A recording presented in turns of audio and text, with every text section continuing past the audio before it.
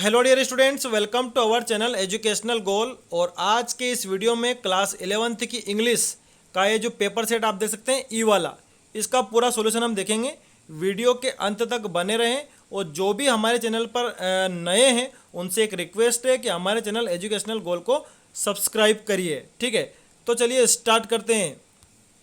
तो ये देखिए, एक पैसेज सेक्शन ए में 10 नंबर का है और किसके बारे में, आइडियाज़ के बारे में कि आइडियाज़ किस प्रकार व्यक्ति को सफल बना देते हैं। अच्छे आइडिया है, सही दिशा में आइडियाज़ रहते हैं तो किस प्रकार व्यक्ति अपने लक्ष्य को प्राप्त कर सकता है। बड़ा एक पैसेज है, अगर सभी पैसेज समझाने लगूंगा तो वीडियो बड़ा हो जाएगा। मैं सीधे इनके आंसर आपको प्रोवाइड करूँगा। तो ये देखिए पूरा पैसेज है, कहाँ तक है और ये इसके सारे क्वेश्चंस हैं। How can we solve a problem, India has become a super power in IT sector, to whom does the credit go. ये सारे प्रश्न हैं और इसके बाद आगे भी है। ये आप देख सकते हैं 7वां, 8वां, 9वां, 10वां, 11वां, यानी 11 प्रश्न हैं इसमें टोटल मिला करके, और सभी के आंसर मैं आपको एक साथ दे देता हूँ। तो ये देखिए सारे आंसर, ये पहला आंसर, ये दूसरा आंसर, ये तीसरा। ठीक है, सभी मैंने छांट के उसी में से बनाए हैं। ठीक है, आपको चिंता करने की कोई ज़रूरत नहीं है, सभी सही है। ये चौथा है, ये 5वां केवल एक शब्द में पूछा था। ठीक है, ये 6ठा प्रश्न, इसका आंसर। ठीक है, उसके बाद ये 7वें का कि कितनी कैटेगरी में नोबेल प्राइज़ मिलता है, वो सारी बातें यहाँ लिख दिए। उसके बाद ये कुछ एक एक शब्द के पूछे थे कि कौन सा अलग है।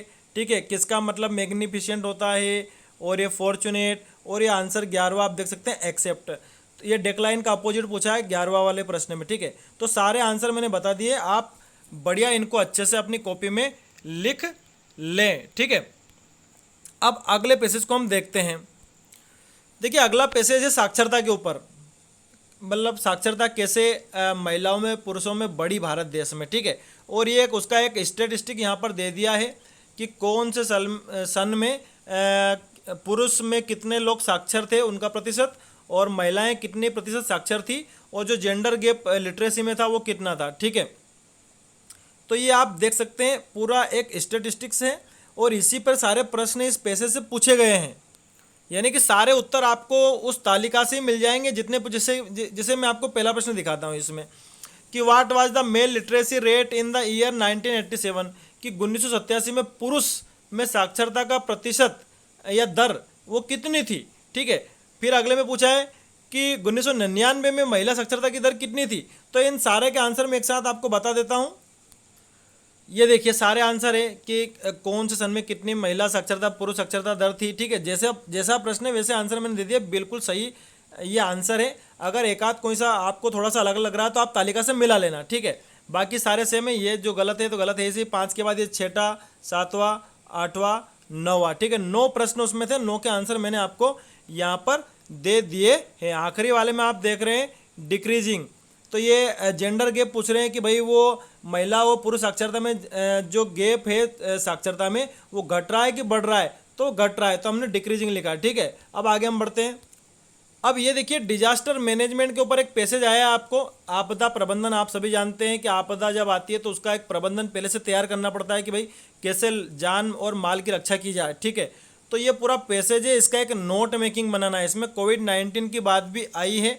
ठीक है, और इसमें यह भी आया है कि आपदाएं 2 प्रकार की होती है, मानव निर्मित और प्राकृतिक। ठीक है, और एक फिर एक एग्जाम्पल भी आया है कि जो भूकंप होता है, बाढ़ है, ज्वालामुखी, ये सब प्राकृतिक आपदाएं हैं। बम का गिराना, गैस लीकेज हो जाना, आग लग जाना, युद्ध, ये सभी मानवीकृत आपदाएं हैं। ठीक है, फिर एग्जाम्पल बताया है कि जो अपने भारत और बांग्लादेश के तटों पर जो तूफान आता है उस तूफान का नाम भी बताया अम्फान तूफान, उसमें कैसे प्रबंधन किया, कैसे लोगों को रोजगार देने की कोशिश की गई, एक आम नागरिक की क्या जिम्मेदारी है, सारी बातें इस पैसेज में है। अब इसका नोट मेकिंग मैं आपको दिखाता हूँ। तो ये देखिए पूरा नोट मेकिंग मैंने यहाँ बना दिया है। एक टाइटल लिया है डिजास्टर मैनेजमेंट, फिर उसके पॉइंट है, ये हेडिंग है, सॉरी ये पहली हेडिंग, दूसरी हेडिंग, तीसरी हेडिंग, और भी है क्योंकि पैसेज बड़ा है, चौथी हेडिंग, 5वीं हेडिंग। फिर इन हेडिंग में आप जगह जगह पर ऐसे शब्द भी देखेंगे जो मैंने शॉर्ट में लिख रहे हैं, जैसे ये लिख रखा है। ठीक है, ये लिख रखा है, ये लिख रखा है, ये लिख रखा है। तो ये क्या सब हमने एब्रीवेशन बनाए, तो एब्रीवेशन हमने यहाँ लिख दिए कौन कौन से बनाए हैं। फिर आप देख रहे हो समरी में मैंने कुछ नहीं लिखा, क्योंकि समरी आपको बनानी है। कितने शब्दों में बना दोगे आप? मेरे हिसाब से 7 या 8 लाइन की इसकी समरी बना देना। आपके हिसाब से पैसेज में से लाइनें छांट छांट कर लिख देना, एक शुरू की लिख देना, एक लास्ट की जरूर लिखना है, ठीक है। तो ये पूरा आपका मैंने नोट मेकिंग समझा दिया है। ऐसा मुझे लगता है किसी ने भी नहीं समझाया होगा। इसी बात पर एक लाइक ज़रूर मारना इस वीडियो पर, ठीक है। ये देखिए एब्रिविएशन पूरा जो नोट मेकिंग है मैंने आपको 2 बार बता दिया है। अब आगे देखते हैं हम। अब आगे ग्रामर आ गई है, ठीक है। इनके आंसर हम देख लेते हैं। कुड, यू, कुड नाम से इसमें सम आ जाएगा, बात खत्म हो गई यहीं पे, ठीक है। उसके बाद you don't need to go to market, तुम्हें बाजार जाने की ज़रूरत नहीं है दूध लेने के लिए, क्योंकि थोड़ा फ्रिज में दूध रखा हुआ है। थोड़ा मतलब कि ए लिटिल, तो इसमें आ जाएगा ए लिटिल आ जाएगा, ठीक है। उसके बाद how will you complete your work, तुम तुम्हारा काम कैसे कंप्लीट करोगे फ्राइडे के पहले, क्योंकि तुमने तभी स्टार्ट ही नहीं किया। यू हैव नॉट तो स्टार्टेड, क्या आ जाएगा इसमें? स्टार्टेड आ जाएगा, ठीक है। आगे देखते हैं। अब आगे देखिए इसमें इट हैज़ बीन, थोड़ा सा इसको नीचे करता हूँ मैं। इट हैज़ बीन, अब इसमें क्या आ जाएगा? रेनिंग आ जाएगा, ठीक है।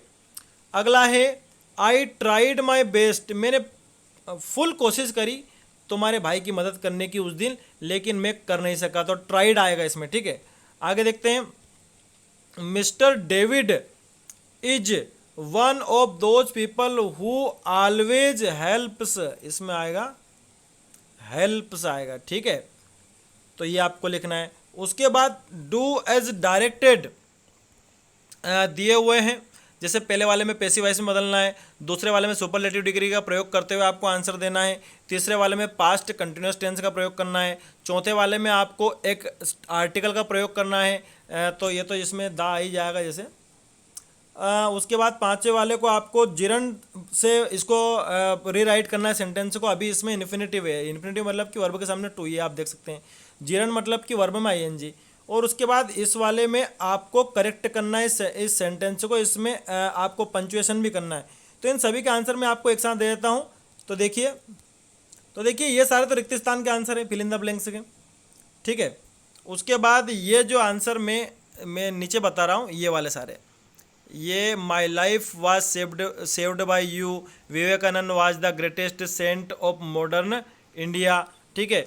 You were doing your duty, और इसमें दा लगाया जो भी मैंने आपको बताया था। Laughing at others is not easy, ये जिरन से बना दिया। विलियम शेक्सपियर वाले में यहाँ कामा आ जाएगा, ठीक है। उसके बाद ये रोमियो जूलियट आपको कैपिटल लिखना चाहिए, और यहाँ ओन लिखा है उसमें आपको इन करना चाहिए, ठीक है। तो इतने सारे सुधार करने थे। तो ये आंसर मैंने आपको सीधे तौर पर दे दिए हैं, देख लेना कोई सा थोड़ा बहुत इधर उधर हो गया हो तो। वैसे मैंने मिला लिए बिल्कुल सारे सही हैं, ठीक है। अब हम आगे बढ़ते हैं अगले क्वेश्चन की ओर हमारे, ठीक है। ये आपने लिख लिए होंगे मेरे हिसाब से, इसके साथ ले लेना। अब ये आ गया हमारा लिटरेचर सेक्शन है, ठीक है। तो देखिए ये जो पोयम है ये फोटोग्राफ से ली गई है, और इसके क्वेश्चन आंसर पूछे हैं, तो मैं आपको सीधे दिखाता हूँ क्वेश्चन आंसर। ये ऑब्जेक्टिव से पूछे हैं इसके। तो पहला है who was not present there at the beach, कि उस बीच पर, समुद्री तट पर कौन मौजूद नहीं था। तो देखिए पोएट की माताजी भी थी, पोएट की आंटी जी भी थी, अंकल भी थे, केवल कौन नहीं था? पोएटस के हस्बैंड नहीं थे। तो ये आएगा इसमें उत्तर, ठीक है। मैं फिर से लगा देता हूँ इस पर कि ये लिखना है आपको, क्योंकि पोएट तो थी नहीं उस समय, तो उसके हस्बैंड कहाँ से आ गए, ठीक है। क्योंकि पोएट की माताजी खुद छोटी थी, समुद्री तट पे जो फोटो है उसमें, ठीक है। विच वर्ड मीन्स टेम्पररी, किसका मतलब अस्थायी होता है? तो ट्रांजिएंट का होता है, ठीक है। अगला है what was the age of the poets when the photograph was taken, कि कवियत्री की उम्र कितनी थी जब फोटो लिया गया? कवियत्री तो थी नहीं, तो हम लिखेंगे नन ऑफ दिस, ठीक है। अब ये इसके हाथों में दिया है, तो ये तो आप करोगे नहीं, मैंने ऊपर वाला समझा दिया, इसलिए मैं इसमें टाइम नहीं खराब कर रहा हूँ, आगे बढ़ रहा हूँ। अब ये आगे एक पैसेज दिया है, क्वेश्चन नंबर 7 आप देख सकते हैं। और ये जो पैसेज है ये हमारे कॉन्स्टेलेशन से द एलिंग प्लैनेट्स है, ठीक है। अब इसके आधार पर इसके क्वेश्चन आंसर पूछे हैं। जैसे पहला है कि हमें हमारे संविधान ने कौन कौन से अधिकार दिए हैं, इंश्योर करता है, तो ऑल ऑफ दीज आ जाएगा इसमें, ठीक है। अब अगला प्रश्न देखते हैं इसका।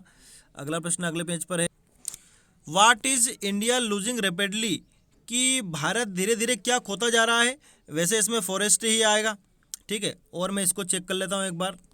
हाँ, तो सही आंसर है। अगला देखते हैं, pick out a word from the passage which means reduction in number, की संख्या में घटना, इसको क्या बोलते हैं? इसको बोलते हैं डिप्लेशन। ठीक है, क्या बोलते हैं? डिप्लेशन बोलते हैं। अब आगे देखते हैं और क्या है। देखिए फिर अथवा में पूछा है दादी का ये लेसन है हमारा जो the portrait of A lady, इसी से ये प्रश्न पूछे हैं। ठीक है, मैं देखता हूँ। अब वैसे तो अथवा का है लेकिन फिर भी समझा देता हूँ कि who came to bid farewell, कौन फेयरवेल कहने आया था दादी को? तो चिड़िया आई थी। ठीक है, why did the bird not eat the bread crumbs, जो चिड़िया या पक्षी थे वो क्यों नहीं खा रहे थे कुछ भी रोटी के टुकड़े? क्योंकि वो भी दुख मना रहे थे, तो because they were also morning. ठीक है, और आगे देखते हैं which word in the passage means dead body. Dead body किसका मतलब होता है? कॉप्स का मतलब होता है। कॉप्स मतलब लाश। ठीक है, अब आगे देखते हैं आगे क्या है। देखिए नाम पूछा है उस जहाज का जो कहानीकर्ता ने जिससे यात्रा करी थी, उसका नाम था वेव वॉकर। ठीक है, अगर आपने लेसन पढ़ा हो तो। आगे देखते हैं। अब अगला प्रश्न पूछा है कि who is the main character of the lesson the portrait of A lady. Portrait of A lady में मेन कैरेक्टर कौन है? लेखक की दादी है ना, तो ये आ जाएगा इसमें। ठीक है, फिर आगे देखते हैं। अगला प्रश्न हमारा क्या है कि who is the poet poets of the poem a photograph. Photograph poem की पोएट पोएटस कौन है? शर्ली टॉल्सन है, आपने लेसन पढ़ा होगा। ठीक है, आगे देखते हैं हम। In the poem the Laburnum Top what is described by the adjective sleeve. Sleek, sleek किसके लिए आया है? लिजार्ड के लिए आया है। वो लेसन पढ़ना, आपको लिजार्ड दिख जाएगा वहाँ पे। स्लिक एज ए लिजार्ड, ऐसी लाइन आएगी। Where had the master hidden the masterpiece for the emperor to see, कि उस पेंटर ने सम्राट को दिखाने के लिए जो वो पेंटिंग बनाई थी वो कहाँ छुपा रखी थी? एक स्क्रीन के पीछे, तो बिहाइंड ए स्क्रीन। ठीक है, अगला है the poem the voice of the rain is a conversation between, कि the voice of the rain जो पोएम है वो किसके बीच की बातचीत है? तो एक तो कवि और वर्षा के बीच की बातचीत है वो। ठीक है, अब आगे देखते हैं हम। अगला पेज हमारा। अब अगला है who is the poet of the poem childhood. Childhood का पोएट कौन है? तो मार्कस नटन है। ठीक है, अब ये क्वेश्चन आंसर आ गए हैं। क्वेश्चन आंसर आप भी को करने हैं, अपनी किताब लीजिए और इनको लिखिए। आगे देख, अब ये आगे जो है इसमें राइटिंग सेक्शन है और ये सेव वाटर कैंपेन का आपको नोटिस बनाना है। ठीक है, तो ये मैं आपको लास्ट में नोटिस दिखा दूंगा, ये भी दिखा दूंगा। ठीक है, उसके बाद अथवा वाला तो आप करोगे नहीं। आप अगला प्रश्न हमारा अब सेव वाटर का पोस्टर है, पोस्टर बनाना आपको, ये भी मैं दिखा दूंगा। ठीक है, दोनों आखिरी में दिखाऊंगा। अभी आप प्रश्न देखते जाओ मेरे साथ। उसके बाद ये आपको बैन ऑन लाउड स्पीकर पर एक लेटर लिखना है, ये भी दिखा दूंगा। ठीक है, और आगे देखते हैं। ये अगला है malfunctioning of the government hospital पर आपको एक लेटर लिखना है। ठीक है, किसको लिखना है? चीफ मेडिकल ऑफिसर को लिखना है। ठीक है, तो ये भी मैं आपको लास्ट में दिखा दूंगा। उसके बाद ये वाला आंसर आपको ही बनाना है, ये हमारे पास अवेलेबल नहीं है, आप आपके हिसाब से देखना कौन सा वाला है ये हमारा प्रश्न क्रमांक हो जाएगा। ये यहाँ पे इसमें देखना, पेपर मेरे पास ऐसे ही भेजा है एक विद्यार्थी ने। ये अगला प्रश्न जो भी है, write a letter you are Lokendra Saxena, इस प्रश्न की बात कर रहा हूँ मैं। ठीक है, ये आपको देखना है। वो इस प्रश्न में ये पूछा है कि जो रोड पर जो जानवर खड़े रहते हैं, आवारा जानवर, वो किस तरह से परेशान है, बरसात में उनको खड़ा रहना पड़ता है, तो उसके ऊपर आपको एक पत्र लिखना है दोस्त को, ताकि लोगों को इनकरेज कर सके ऐसे जानवरों को खिलाने के लिए। मतलब वो भूखे खड़े रहते हैं, कई बार आपने देखा होगा रोड पर जानवर खड़े रहते हैं। ठीक है, वो ये अथवा वाला आप रहने देना, वो ऊपर वाले कर लेना। अब मैं सभी आपको आंसर दिखा देता हूँ, है ना। अब सबसे पहले हम इस लेटर की बात कर लेते हैं जो सुपरिटेंडेंट ऑफ पुलिस को आपको लिखना है। ठीक है, मैं आपको लेटर दिखा रहा हूँ। ये देखिए, ये लेटर है जो आपको लाउड स्पीकर के लिए लिखना है, लेकिन यहाँ पर एड्रेस क्या लिखा है? कलेक्टर लिखा है ना। आपको यहाँ पर क्या लिखना है?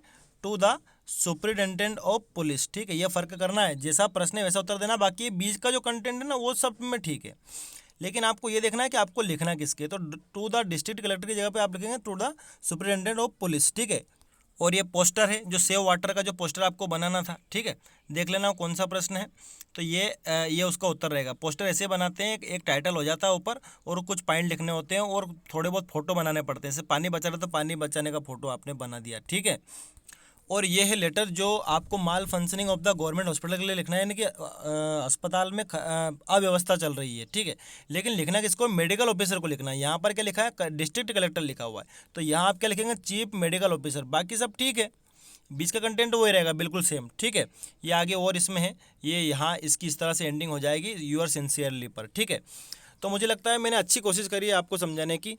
आप अच्छे से अपने विवेक से इनको उतारिए। Thanks for watching this video.